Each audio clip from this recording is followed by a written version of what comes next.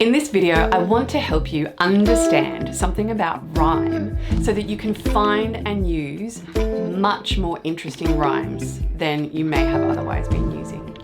The first thing we need to understand about rhyme is where we learned rhyme. And when we were kids, we learned rhyme in nursery books and children's books, right? And the dominant kind of rhyme in those books is what's called perfect rhyme. And those are rhymes like cat and hat, night and flight, right? Perfect rhymes. And here's our first opportunity to understand the anatomy of the sound of rhymes, which is really going to be our doorway in to understanding and accessing better rhyme, okay?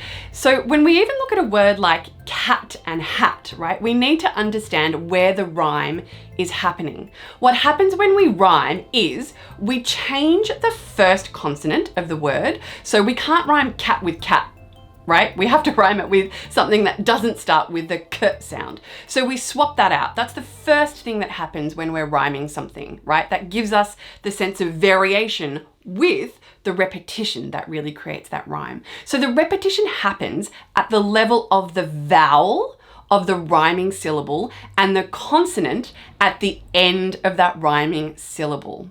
So the rhyme really happens between the a and the t, the vowel and the consonant at the end, okay? And in perfect rhyme, what happens is we perfectly match both of them, the a and the t.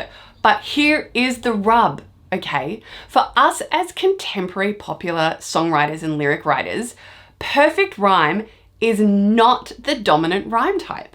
If you look at any lyrics that you love, you are going to find fewer perfect rhymes than all the other rhyme types combined. Interestingly, in the history of songwriting, perfect rhyme once upon a time was the dominant rhyme type. That was about 100 years ago in the 1920s, 30s and 40s, which was the Tin Pan Alley American songbook era of contemporary popular songwriting, right? It was contemporary then. But what happened? The 1950s happened and the 1960s happened and all sorts of things shifted and opened up and loosened up, including rhyme type. And so that's when we started to get much more imperfect rhyme types entering the popular lexicon for songwriters and songwriting. That's when we started to get rhymes like night and tide. And we have no problem hearing those two things as rhymes, right?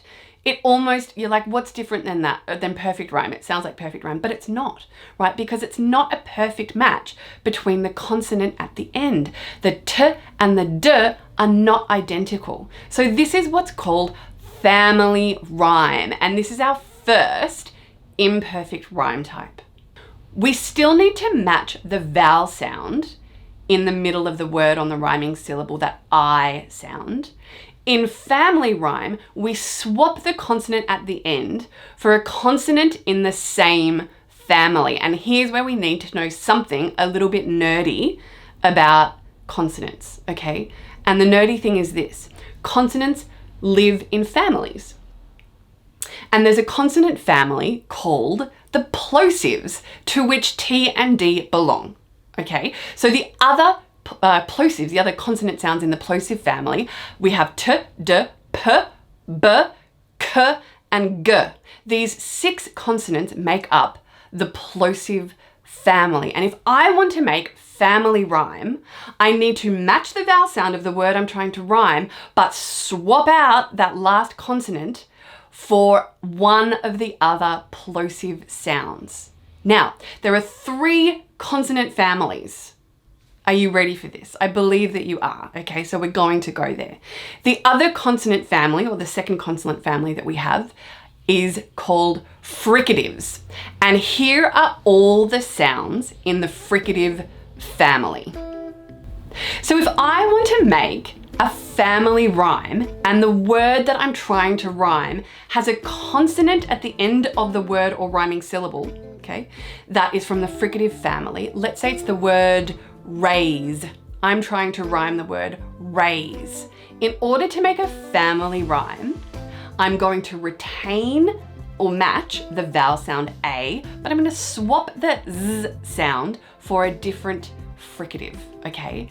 So I might go, okay, I'm gonna swap the z for a th. So I need to find something that ends in the sound athe. And immediately I think of the word bathe. So if I rhyme the word raise with bathe, I have created a family rhyme. In an upcoming video, I'm going to show you how to use an online rhyming dictionary, in this case, RhymeZone, in order to access a massive pool of rhyming options using family rhyme. So stay tuned, subscribe, and check out that other